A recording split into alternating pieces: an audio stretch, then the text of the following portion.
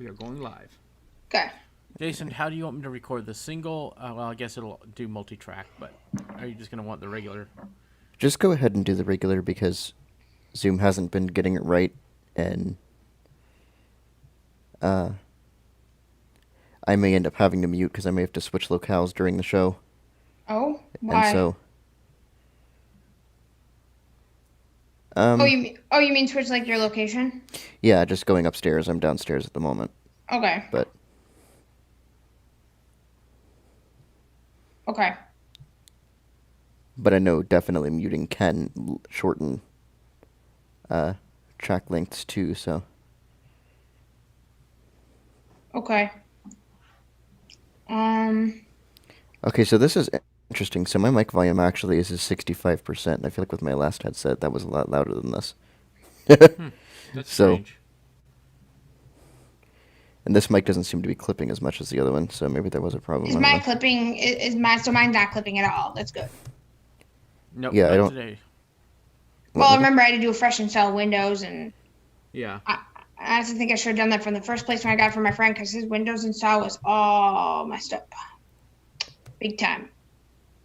So Pre-accessible versions of Windows installers, I probably would have, but nowadays I probably would have just done that too and just reinstalled Windows. yeah. Do I sound plasticky or anything, Michael, or do I sound okay? You sound okay. Okay. Yeah. I couldn't remember if it was going to keep my original sound stuff or not.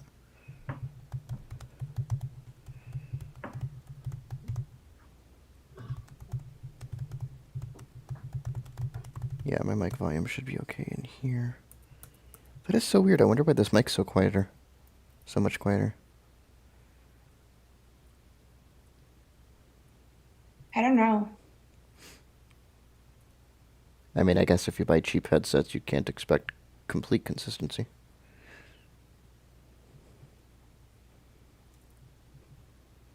Yeah. But, I'm going to close All right. this. Go to Zoom so I can mute myself pretty quickly if I need to. Wait, will that still work? Yes. Okay, good. Hello, folks that are already watching us. Welcome to our stream for this week. Nice. Hi, people. Yes.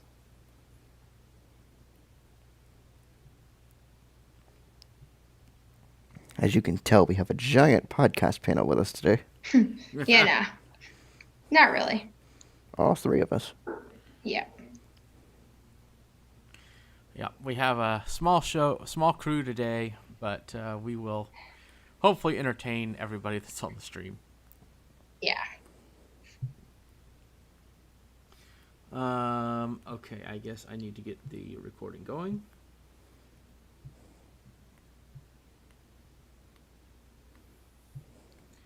I'm going to record to the computer again because that seems to work a bit well. Do you prefer the cloud, Jason, or the computer? I mean, the computer does seem to give more artifacts a little bit, but it also means that we don't have to deal with the cloud storage getting full, so Yeah, it's we fine. just gotta remember to take it down whenever we're done. I can record to cloud, so less artifacts is good. Yeah. It makes your job a lot easier. All right, we are recording to the cloud. Okay. Right. Unless what it's doing is it's dependent on our network connections. I don't know if maybe that's part of it or not, because I feel like sometimes during the show, the shows where we've recorded on the computer, there have been more artifacts in some places versus others, so I don't know. That's interesting. Yeah. But I mean, it still sounded okay, but We'll try to the cloud this time and see how that works. yeah.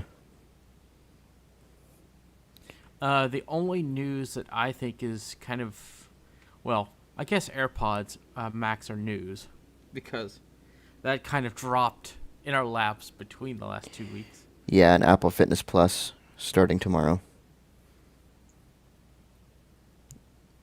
Or Apple Fitness, whatever they're calling it. Is it Fitness Plus? Yeah, I think it's Fitness Plus. And to our chat, no, there are no AirPods Max on me because they're too expensive. Right. Me either. Jason wants some though.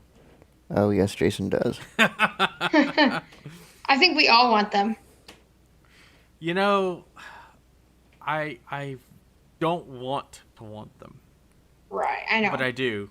I don't want to want them because of how much they cost. Hmm. But you know, yeah, I want them. Yeah, I've pretty much like accepted that I'm gonna want these things. So, Yeah. All right, you guys ready to get this going? um, almost. I might have to move soon. Okay. If I can move before we start the show, all the nicer. Yeah, if you want to do that. Yeah, can you just move now? Or, I mean,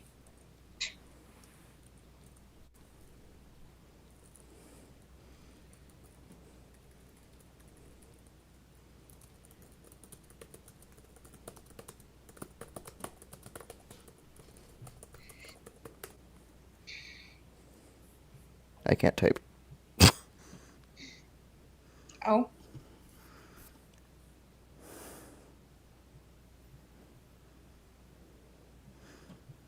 Yeah, I'm waiting for.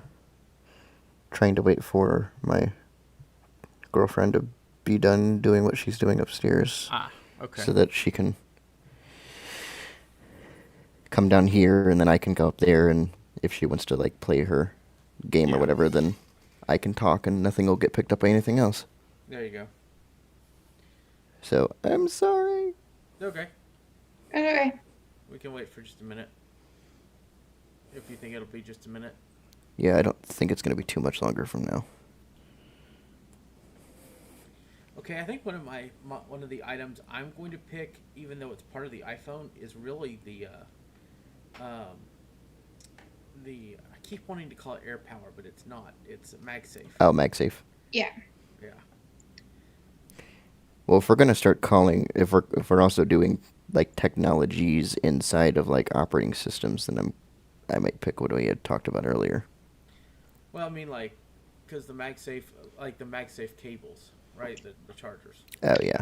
Oh, yeah. Also LiDAR though, maybe Yeah. on the iPhone.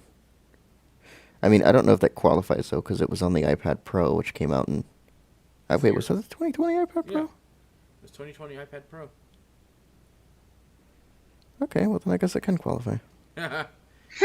Yeah, well, Boom.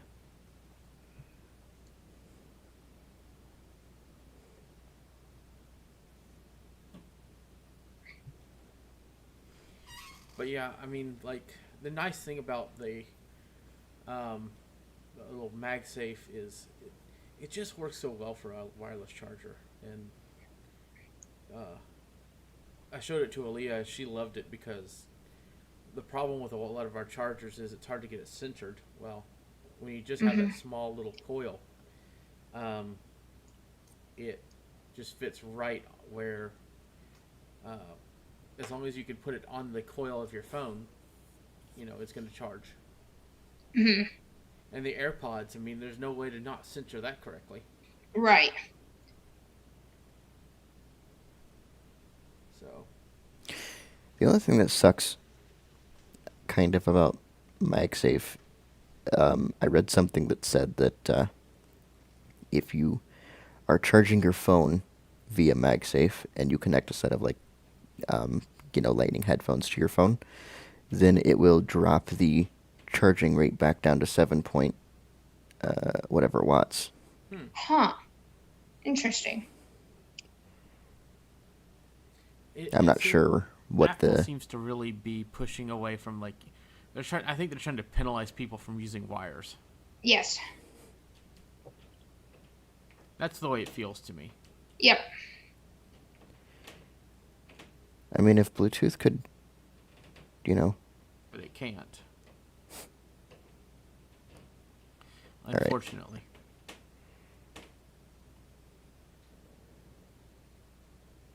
I think.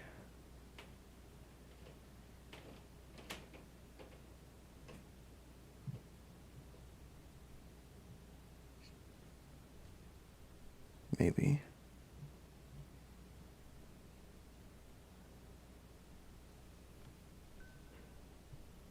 Oh, it's not that exciting. We don't have to wait on bated breath. I'm just trying to figure out if it's going to move or not.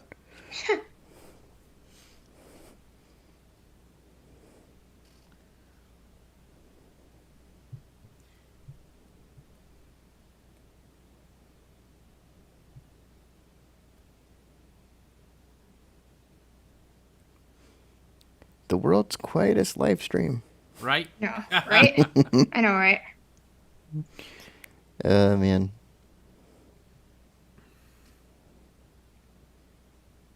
But yeah, I think, like, I'm honestly glad to still be able to do a show like this, like in 2020, considering, everything that's been going on Yeah.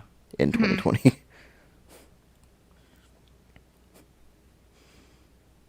I'm still waiting for them to replace Bluetooth with just Wi-Fi. I think that could be a thing. I mean, maybe, but I don't know. Wi-Fi That could be headphones- logistically challenging. Yeah, that could be challenging though. But see, like Wi-Fi headphones would have a lot more bandwidth just to work with in general.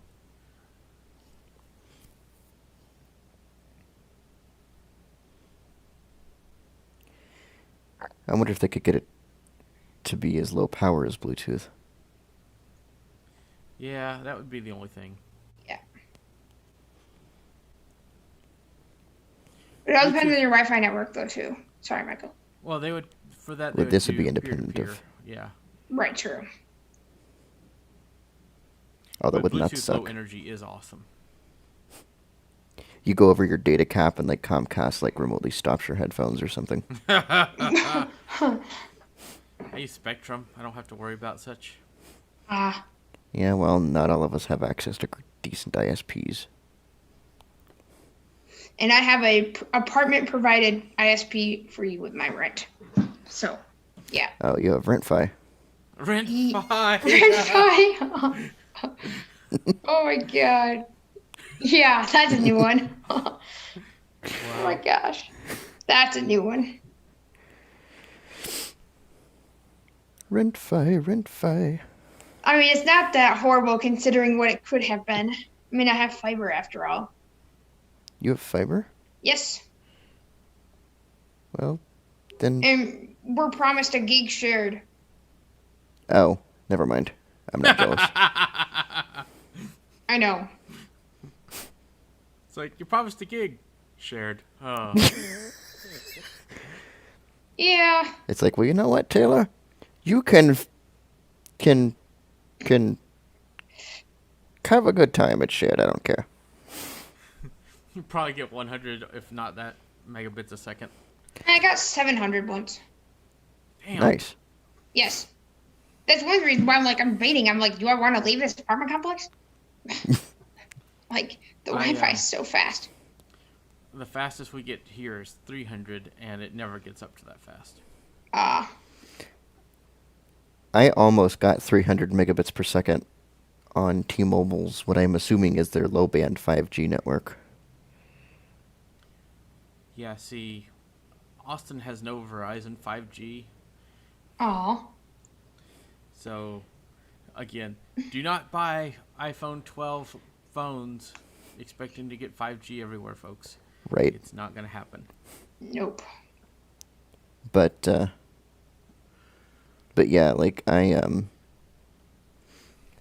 fully understand that like the speeds I'm seeing on T-Mobile's 5G network, you can get on Verizon pretty easily if you're in the right area, and I could on T-Mobile's LTE network too if I were in the right area. Right. But I would love a 5G home internet. That would be oh my sweet. God, so would Oh I. my god. We just don't really have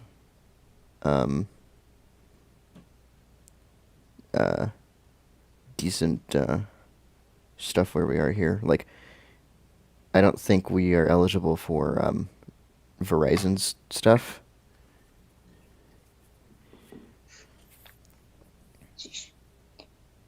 Yeah. You know what? Let's just go ahead and go, and if I have Okay. to move during the show, Okay. I'll just mute and move, and we Sounds can. good. I'll edit it out. Okay. Sounds good. All right, y'all ready? Yep. Yeah. Do I sound good, or do I need to get closer to my mic? I feel like you're actually a little quiet. Am I? Yeah, you were a little quieter about than you were this? earlier. That's better. Better. Yep. Yeah, I needed to get closer to my mic. Okay. Amazing. All right, are we ready? Yep. Yes. There we go. All right. And this is 152, right? I did Yes. put all that in right. Yeah. That would be bad if I didn't. Yeah, I think you put 152. Yeah. You inverted the numbers 125. Oops. That would have been funny. Back in time episode.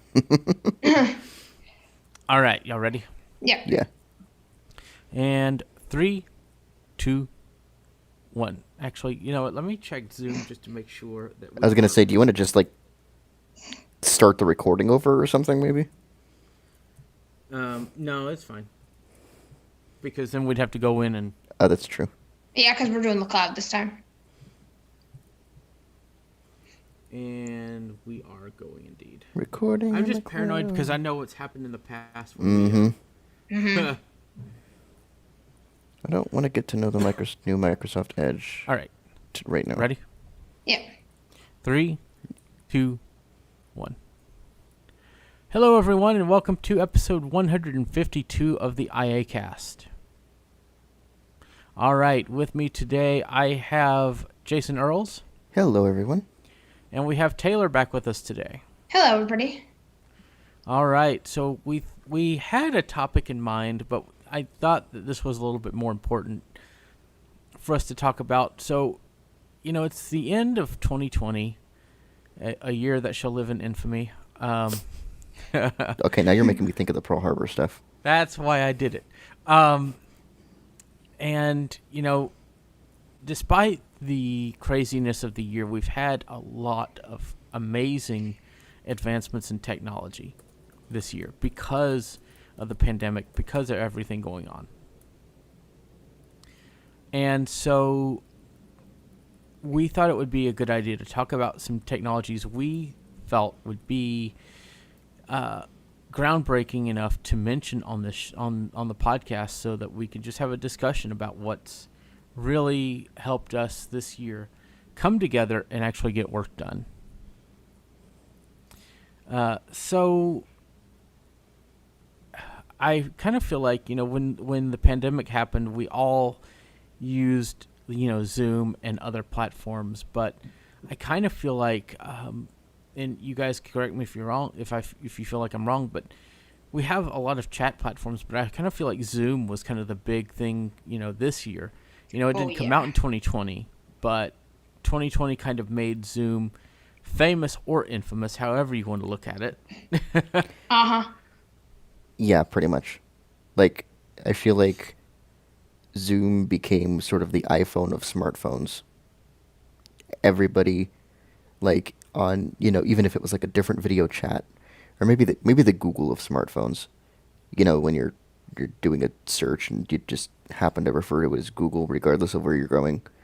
I've heard of people doing that with Zoom. So even if it's like a FaceTime call, let's get on Zoom. Let's Zoom each other, you know what I mean? So I like have not heard that. That's interesting. I have. I haven't heard it personally, but I've heard about it like in different things I've been reading online and Wow. and articles and stuff. I haven't used Zoom that much then. Right? Oh, man, I have. I've used Zoom so much. It's been nuts. So, but you know, Zoom really made a very simple interface for. I mean, we're using it for this podcast, right? We are all connected on Zoom, talking about, you know, technology, and so, you know, we teach classes through Zoom. It's just everywhere. Mm-hmm. Another one that I think really got popular this year is Discord. Oh, yeah. Zoom, Discord, and Google Meet, Mm-hmm. I think were really the ones that were getting pretty popular this year. And I think that's more among people, like personal use, but teams also in the business world really took off, because if people could stay in the Microsoft, you know, sphere of influence, then that's what they did. Mm-hmm. Mm-hmm. Like my day job uses Teams as its primary communications method, and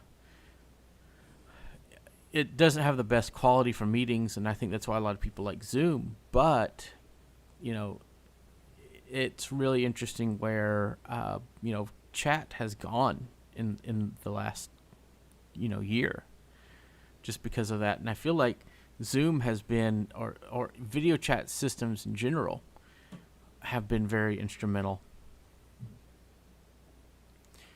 I was watching This Week in Tech, and it's interesting for their video chat. They're still using Skype. Really? I'm like, who uses Skype anymore? I know, right? I can All see the the Skype logo on it. I'm like, wow. I was Wow. gonna say all the people that want to chat with the Skype bots and things, but I guess a lot of those have been moving to other platforms too. And plus, I know Discord has all kinds of bots you can add. So Yeah. I joined a server for Fantasy Star Online, a game that I play.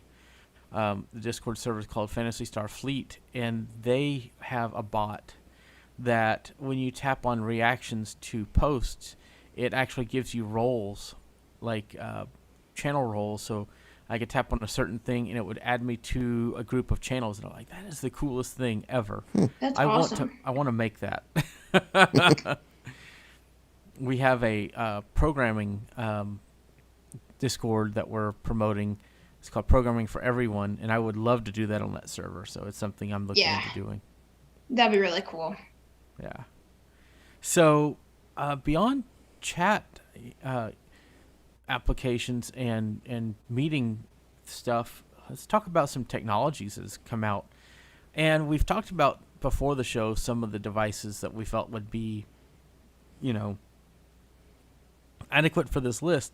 And I really hate to say it, most of them are Apple. that's I pretty know. true.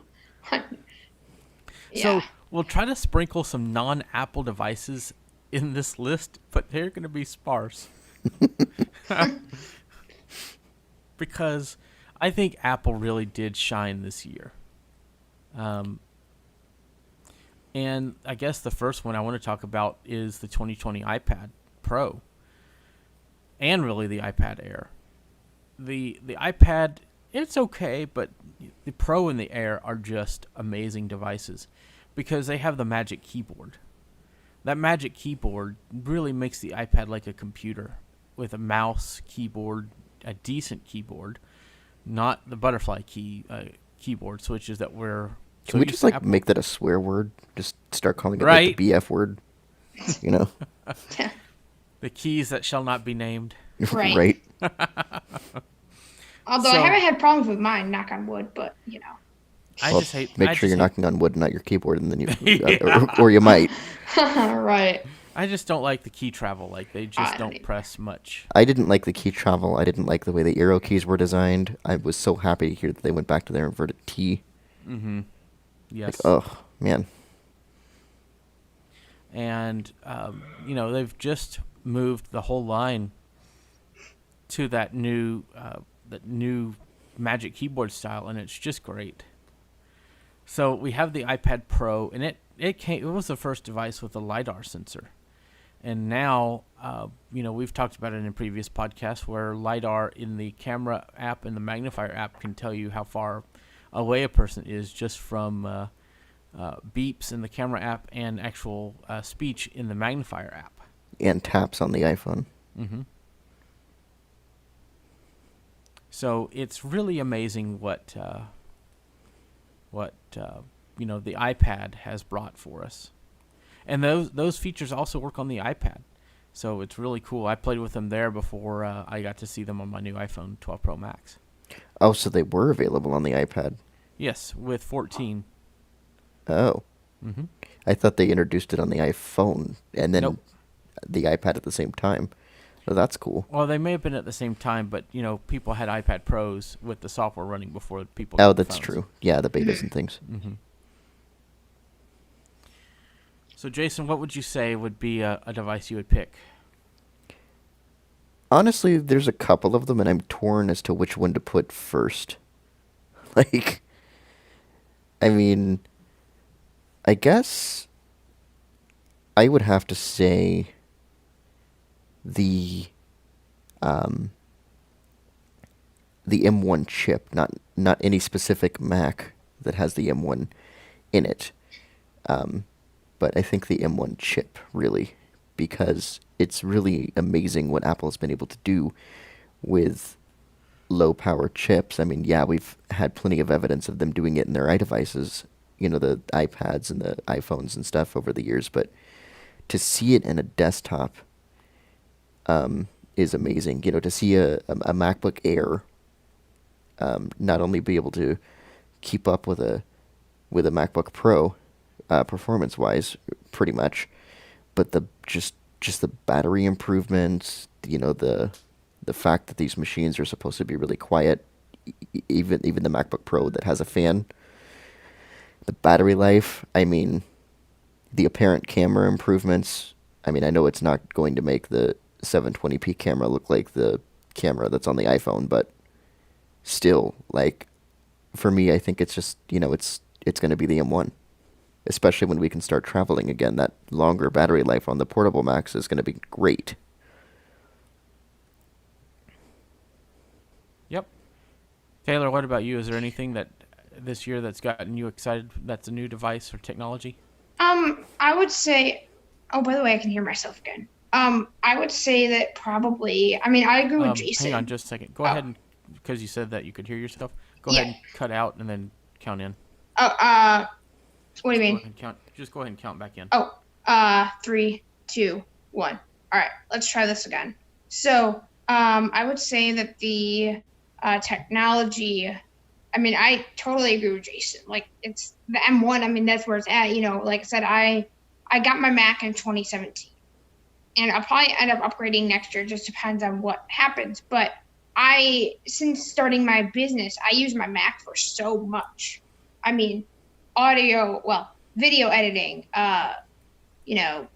trying to develop iOS apps. I mean, just lots of things. And so the M1 will be really cool. Like I said, the whole battery life and everything else, it'll be really nice when we start traveling. Like I said, like Jason said, because, we may not always have access to a power outlet right away. And so to have that nice battery life, I mean, the only thing that may be a pain for some users is that, the whole thing about virtualization, because some people need to run Windows, including myself.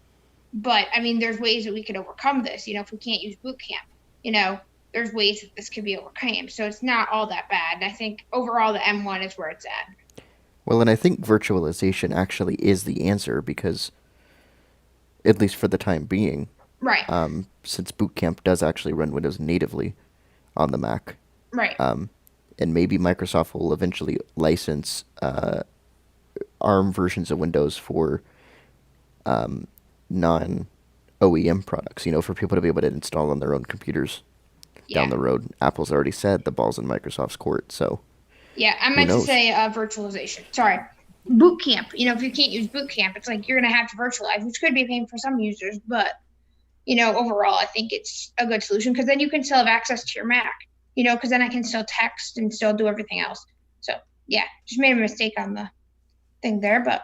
Yeah, and the neat thing is people have already ran ARM versions of Windows on these new Macs using virtualization.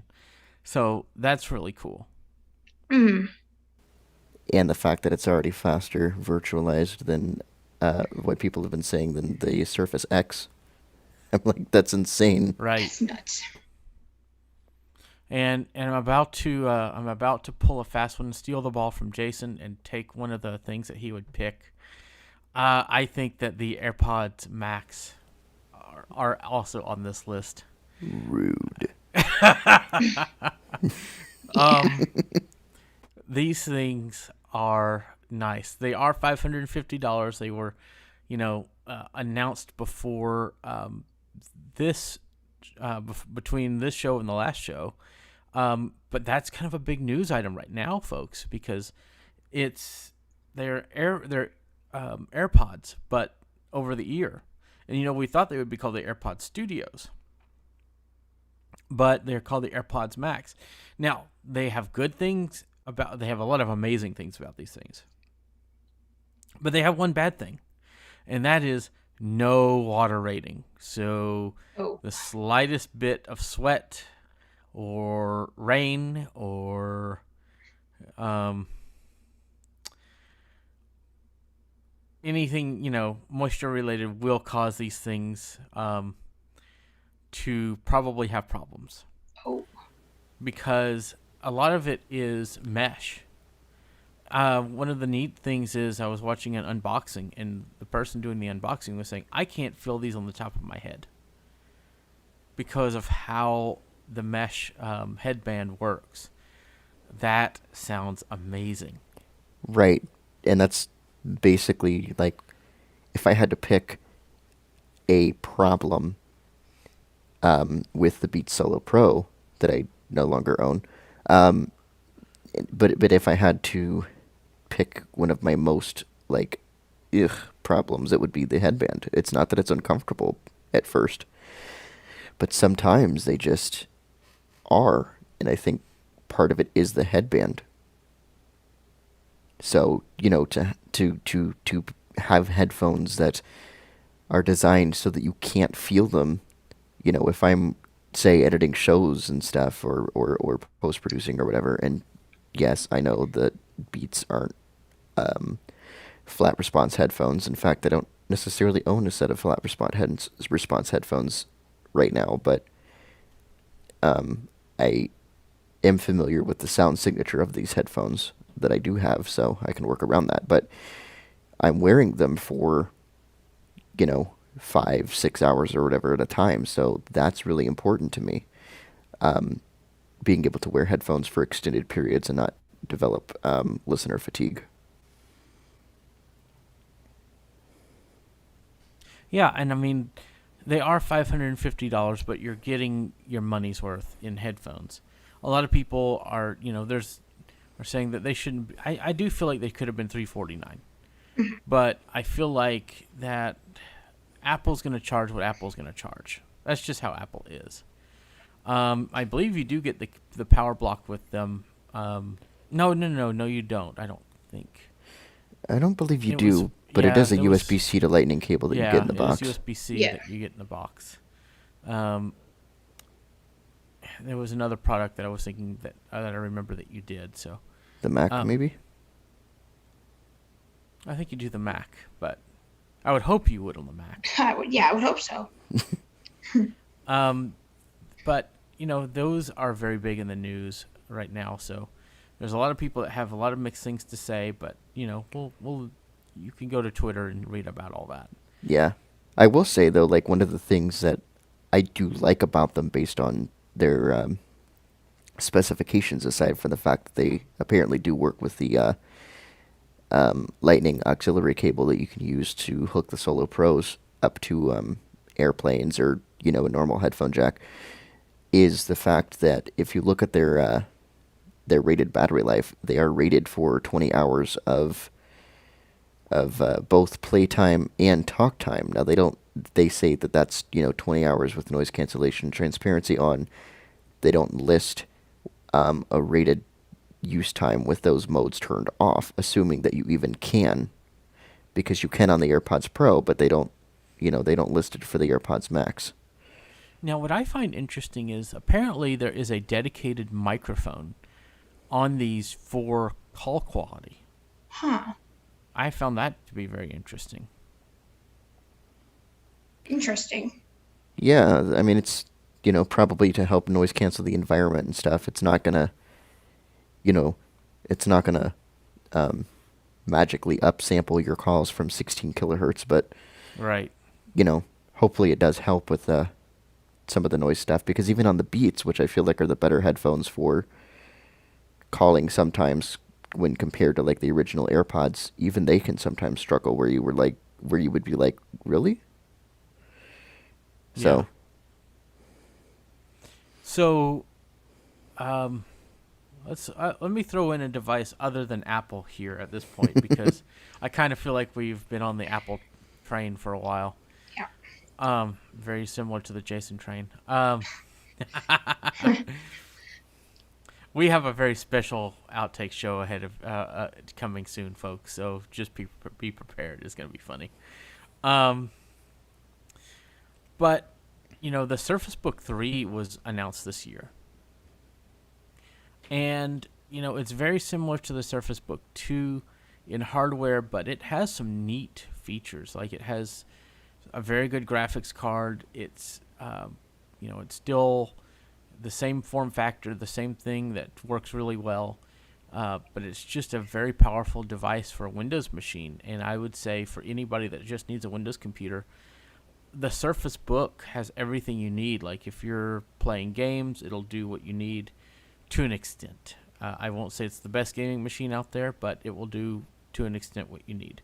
If you are developing, it has everything you need for development because it has the touchscreen. So if you're building touchscreen-based apps, you can test on those. If you're building a Windows application, you have a very top-notch keyboard. No number pad, unfortunately, but still a good keyboard. If you're running Visual Studio or Android Studio or any of those IDEs, the build time is going to be great. Now, I will say that there is a little bit of a processor performance dip because it runs at 15 watts instead of the 45 that a lot of the same processors run at. So it's all because it's running in the tablet, but it still is going to work pretty well for you. So the Surface Book is up there, along with the I think there was a variant that came out this year, the Razer Blade Pro 17. That's a nice gaming laptop. If you want just gaming, that thing is sweet. 17 inches, mechanical keyboard, trackpad on the right side instead of in the front. So that's kind of nice if you're a low vision or a blind user. You don't have to put your palms on the trackpad. Oh, that's interesting. Yeah. Interesting. And it's a huge laptop, and they look like Macs. So Oh man. they're neat. Very good refresh rate on the screen. Good. Well, I don't know how good the sound is, but I saw one at the Microsoft store when they had such a thing, and they were nice. So You just got too used to saying it's good. right. But they're really cool machines, and Razer makes good products. They even make a gaming Android phone. So I would check that out if that's what you're into. I think my next favorite thing that's come out from Apple has to be MagSafe. And I'm not talking about the cables that plug into your Mac either. I 'Cause- still have one. Do you? Well, yeah, my Mac's from 2014. Oh, yeah. Oh. Yeah, I guess my 2015 Mac did have that too, didn't it? Wow. Mhm. Wow. How quick we forget. I know, right?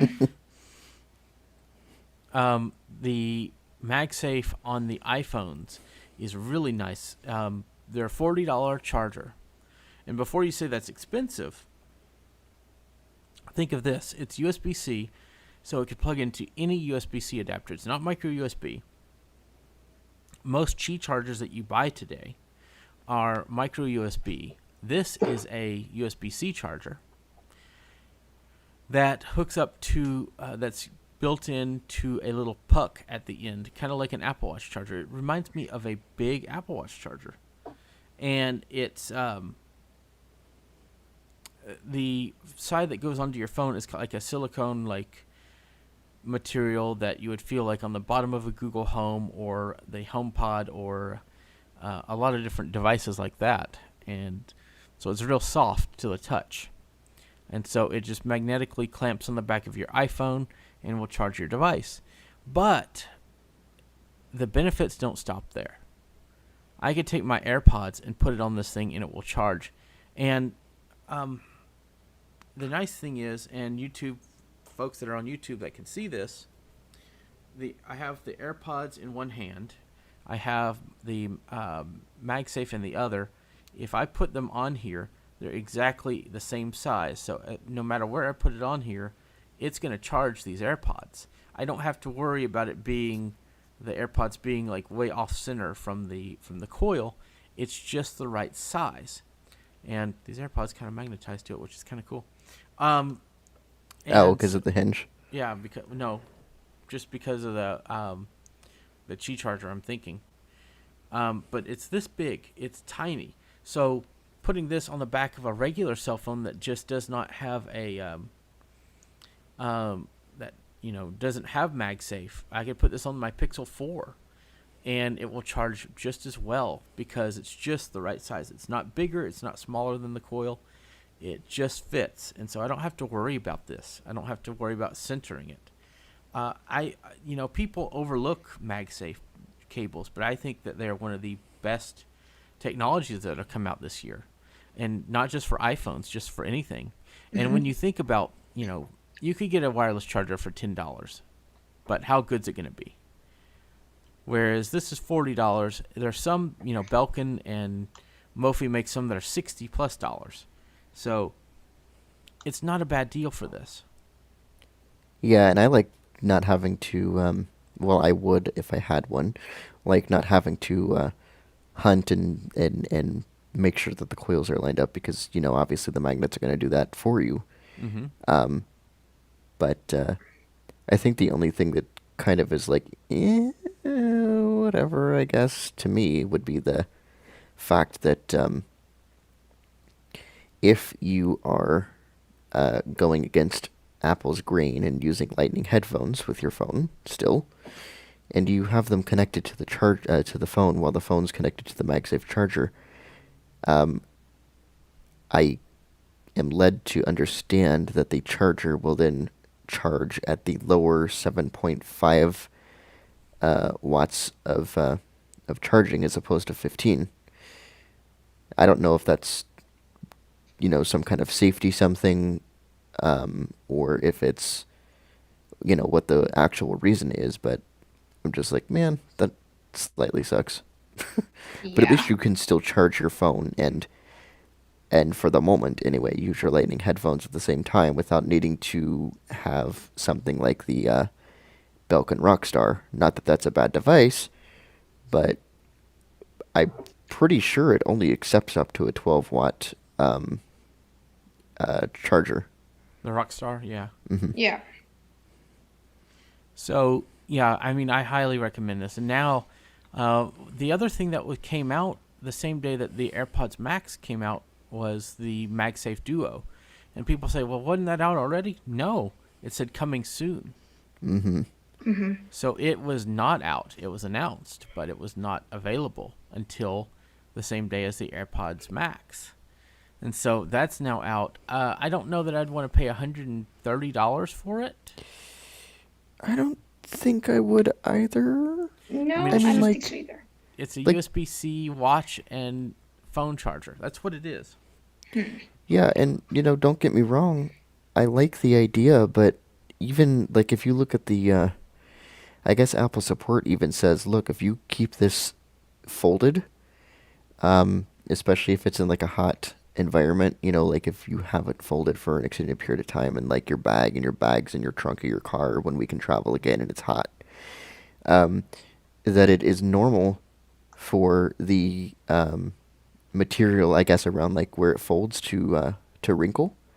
Oh. And I'm just like, I don't know how I feel, even if that's normal, to pay $130 for a charger that literally has a support article that says expect this to wrinkle. Right. Yeah. Like, That's, it's That just, puts a little wrinkle in the sails of that thing. yeah. but I mean, that being said, I like the idea, So another idea that I really like the sound of, but probably will never buy, even though I want one. It was announced in 2019. It came out, I believe, this year. And that's the Surface Duo. Oh yeah, So- the Surface Duo. Yeah, Yeah. yeah. That's a I thing. forgot about it. The Surface Duo is an Android phone with two screens. And I love the concept of this. Now, what makes it different from a typical folding phone is it has the two screens, but they're on a very good hinge. And you don't have to worry about ripping off the film on the top that'll ruin the entire phone. With like you did with the original Samsung Fold.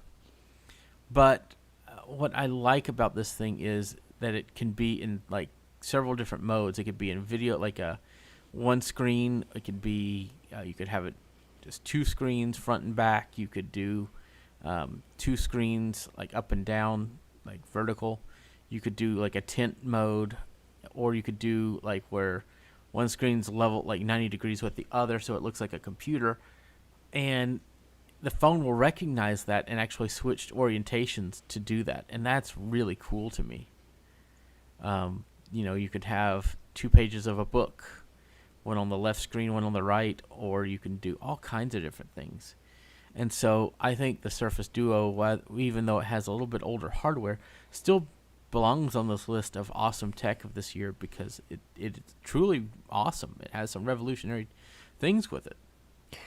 I would honestly agree with you. I mean, I know it still has some software issues, apparently, according to reviews, and some things don't work the way they're supposed to. But the like the fact that like both of the screens were designed so that they would be symmetrical and the phone wouldn't feel balanced weird when you hold it in your hands. I mean, that stuff to me is just amazing. Yeah, that's cool. I mean, for it to like have that, technology, especially after we saw what happened with the other foldable phones, you know, and I think that I it's can hear a lot better. I can hear Cortana now. There are other foldable phones? Uh-huh. In fact, my Cortana was trying to go off as I was trying to speak, believe it or not. Because I was trying to, I had new Windows installed, forgot to disable it. It's like, hey, I can help you. I'm like, hey, didn't I disable you in the Windows startup settings? Apparently not. So, yeah. But yeah, it's really, and I think that's one of the neatest features of Windows is whenever you're setting up Windows. I kind of hate that they disabled that on Windows setup by default on the Pro versions, but at least it's still there on the home. But I almost wish Apple would do that with Siri on the Macs. I think that'd be that cool, would be especially the new nice. ones that can support HS. Yeah, and I actually had to turn that off on my Mac because I would try to activate the HomePod or something like that, Oh, and my yeah, Mac the would Mac take. Oh, yeah. I kept doing I was doing some stuff on my HomePod last night, and my phone would go doo doo, not like the start sound, but it would do like the finishing sound when I Yeah, would invoke the HomePod, and I'm like, you just stop it. it wasn't the. They actually use a process to vote on which one should take priority. Huh, Isn't that really? interesting? Like they actually like when it hears HS, it actually every one of them listens and says, okay, which one of us should take priority? HomePod Interesting. takes the most, and Really? then yeah, HomePod takes the most, and then actually headphones, your headphones take the most. Then it goes down to HomePod, and then your your iPhone and iPads and iPods then will fight over if none of the other devices exist. Then they'll fight over which one should take priority, and then it's usually which one am I closest to, which one is the voice closest to. Isn't the U1 chip in the HomePod Mini supposed to help with some of that? I know we haven't talked about that yet, but We'll talk about the HomePod Mini because I actually I'm not sure about that exactly. well, the nice thing about the HomePod Mini is that it is definitely, it's more affordable. It's, the entry speaker if you want to get into the Apple ecosystem as far as smart speakers are concerned.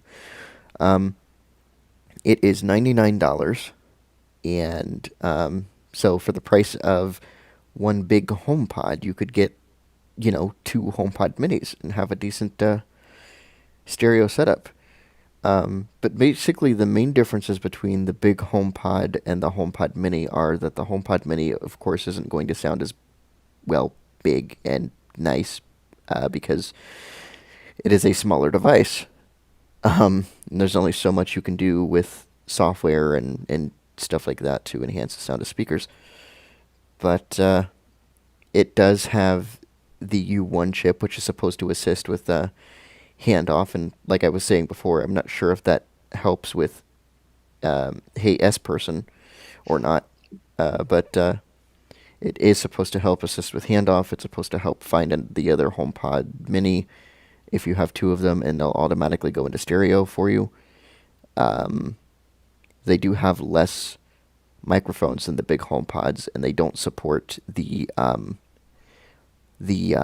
theater mode where the big HomePods will can play Dolby Atmos content if you have supported hardware, which I believe is the Apple TV 4K. But I mean, they're a nice way to get into the Apple's smart speaker ecosystem. They supposedly sound pretty decent, and I guess they come with I guess they connect via USB-C charger, Michael, right? So they have a USB-C. I don't even know if these come with a charger in the box, but they have a USB-C cable, so you could hook them into any USB-C adapter. And the neat thing is, if you have a battery pack that supports USB-C, you got a portable HomePod. That's With a tail. nice. But a portable with a HomePod. tail. Yeah, with a tail. The cable does not come out of these, forced or otherwise. Really? Mm-hmm. Interesting. Yeah, the big HomePods, Taylor, you could, you're not really supposed to, but True. apparently you could remove the cable that connects to the HomePod itself, I guess, to like service it or something. Huh. Apparently Yeah, that's it's interesting. difficult to reattach the cable. I have never, and, you know, have no intention of trying this on my own HomePod. Right. But it's something that others have tried. I was using a HomePod to listen to music the other day, and all of a sudden it made a loud pop. Kind of like, like a speaker system, when you try to put a microphone, like when you try to plug an input in, it makes a lot of noise and it pops the speakers. Mm-hmm. It made that, and I'm like, oh man, I hope this HomePod didn't break. And just a few minutes later, I was able to say, HS, what's the weather? And then it was working just fine, so. Yeah, I made mine reboot while it was installing an update. I mean, while it was playing music and grabbing the update, but it didn't pop, it just stopped. Oops. So, the HomePod Mini, I think, is also up on that list for the best tech of this year. The next thing I want to bring up is something that Microsoft and Sony both have come out with, and that's cloud services for their platforms. And Google came out with the Google Stadia. But Microsoft has brought out, they called it Project xCloud. Now it's Xbox Cloud Gaming. And they have there has been an announcement recently that it is coming to iOS in spring 2021. This makes me very excited, so I'm putting that up there on the list because we have to entertain ourselves during this time. Oh yeah. And didn't Amazon come out with one too called like Luna? Maybe. Or something? I haven't really heard of it. I figured it would be like Twitch Gaming or something like that. Yeah, I'm not familiar with theirs too, but I think they have some sort of a solution. But yeah, I guess Sony and Microsoft's services are going to make it to iOS via Safari on the web. Interesting. Which is not necessarily a bad thing because that should, in theory, enable support across other devices. Right. I'm didn't thinking know they were going to do it with Safari. I thought they were going to do it through an app, but I'm glad they're doing it somehow. Oh, Right. maybe it was originally going to be Safari, and now they're doing it with an app. But I read that they were going to do it via Safari on the web. That would be great. I mean, it doesn't matter to me how they're doing it, but Well, yeah. I mean, honestly, what you could do is you could log into the service and then make a home screen icon, really, if you wanted to, for Right. for the service. But I think it's cool too because then you could play it on. Well, I'm assuming that you'd be able to then hopefully play it on Linux or on Chromebooks that don't support Android apps for whatever reason. So Most likely, if it's web-based, then yeah. Because I mean, if it's web-based, then it's cross-platform. So you'd assume that, they're probably using something, like a different technology that they could just be like, all right, we're gonna write one thing and be done with it. That's most likely probably what they're doing, considering that, they're trying to, like I said, make it available on all devices. Then probably the best way would be the web because then they don't have a million different code bases. well, I think And- they would prefer apps, but and they don't Right. have to worry about app review policies. you're right. Oh yeah, that too. But still, it's exciting to see that it's going to be a thing one way or the other, whether it's an app or whether it is in fact Safari over the web. All right. Well, let's go around one more time. I want to see if there's anything in particular that y'all found fascinating from this year, like on top of all of it. So, Jason, is there any technology that we haven't talked about that you found the most fascinating? Um, I mean, I think the only thing that I could really say, and this is a bit of a stretch, and I freely admit that, would be really 5G, because it took the iPhone, which was released in 2020, to really make 5G start taking off. Now, that being said, I always will say that I didn't, and I would urge others not to buy the iPhone 12 line for 5G specifically right now. But I mean, with the speed differences that I personally have seen on T-Mobile's, I'm assuming low band 5G, um, you know, I, I guess what I'm trying to say is we can only go up from here because the networks are still being built. Things are only going to get better over time. But it's just really nice to see it. Things like the 5G support rollout and Tesla's Starlink beta rolling out. Although that's a little different actually because that's satellite internet, but still. Yep. Taylor, is there anything that has stood out to you this year about new technologies? I mean, not really. I mean, it honestly has been a crazy year for tech. You know what I mean? Like the pandemic, I mean, it's just kind of, it feels like it's accelerated tech growth by like 10,000%, So I'd say, like I said, all these companies like, well, we want to come up with solutions because people are at home, so it's just like, I feel like there's more tech than ever this year. And I mean, that's a really good thing, try to, have people have, I guess, new devices that they can buy and, try to help them get through the pandemic. Yep. Mine, I'm going to have to probably go with the M1 Max. Jason picked that earlier, but I think the M1 Max would be what I think stands out the most. We have these new machines, and it's amazing that we're coming to a point, I think, where processors are going to be the least, thing to worry about in a machine. They're just going to work. We don't have to worry about an i3, i5, i7 with the Max. We're just going to have one chip, the one chip to rule them all. I wonder where I got That'd that be really nice. from. Well, right now we just have to worry about RAM and hard drive. And I think in the future, RAM may be the next thing to be unified. Oh, I did make that bad pun. you know, I think that we're going to start seeing computers. This is the computer. This is the home computer. This is the pro computer. This is the ultra pro computer. We're going to just start seeing that, and you can know when you buy these things that what you're going to see is what you're going to get. I think that we're going to be in a time with Apple where tech reviews is just like, well, it works. Yep. It's not anymore. Well, if you get this configuration, you could do this. No, it's just going to be, you want to be able to do what you want to do by the home computer. You want to do the editing and all that stuff by the pro computer. That's the way they're moving. And personally, I'm kind of okay with that. Although I will say it is still weird to me to think, have to remind myself that ARM may still mean low powered, but it doesn't necessarily mean slow anymore. And to see the possibility of Intel's x86 architecture not necessarily be the de facto computer standard anymore. I mean, obviously we're not there yet, but it could potentially happen down the road. And just the idea of that, because it's been that way for years. And I'm not even talking on the Mac line. I'm talking in general. The M1 may spur manufacturers to start making their own CPUs or something like that, or license them or whatever. So it's just interesting and different. Well, I think Intel is going to take the stance of if you can't beat them, pay them. Possibly.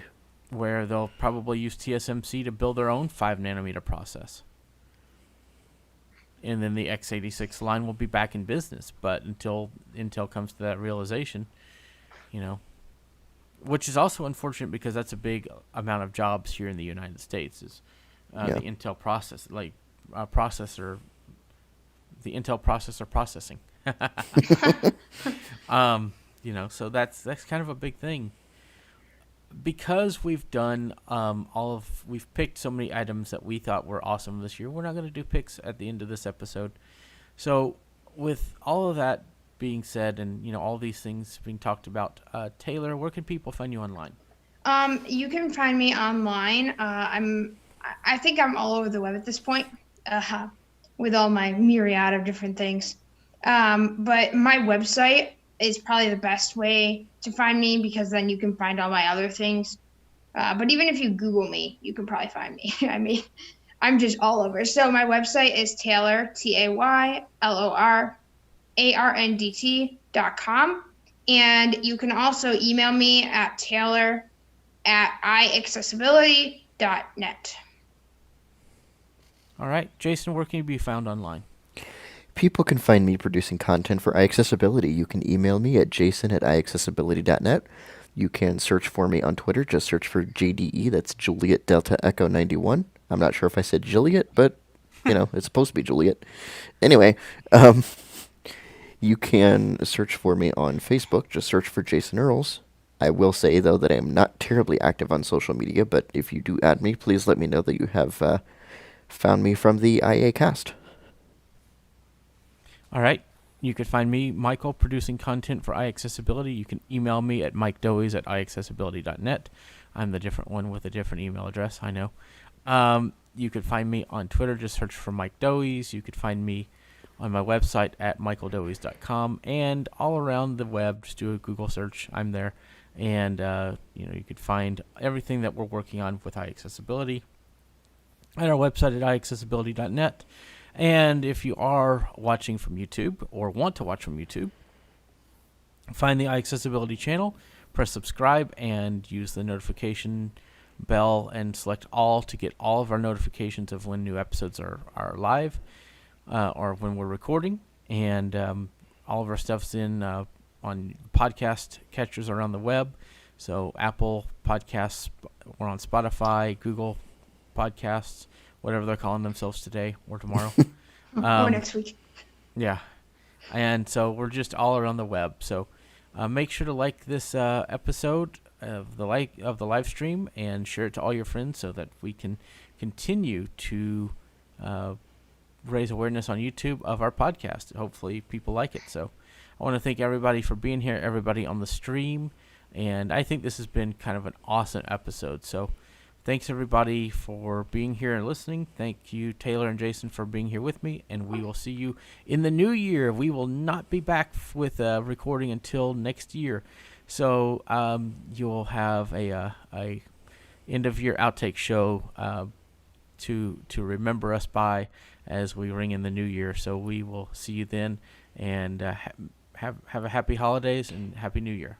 Yep, and about outtakes, we are doing, too good of a job. We need to, start slacking and goofing up more since we're not actively We have only producing done one show outtakes. We're only doing one outtake show this year. We're really man. low on our outtake quota. Oh, man. Right. Which is both good and bad. Yeah. But anyway. All right, folks. Thanks for being here, and we'll see you next time. All right. Bye, everyone. Bye, everyone. Bye. Everyone.